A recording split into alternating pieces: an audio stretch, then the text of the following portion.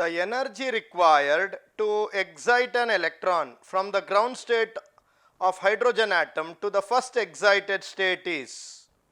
So we have to calculate the first excited state is n is equal to 2 level, that's it, n is equal to 2 level.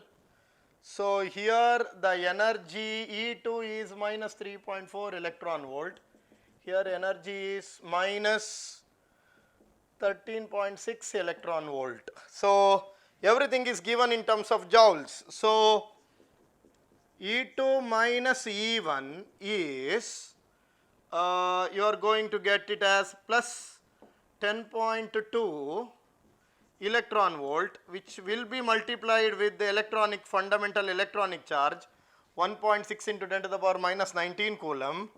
So that will be 1.6 into 10, that is nearly 1.632 into 10 to the power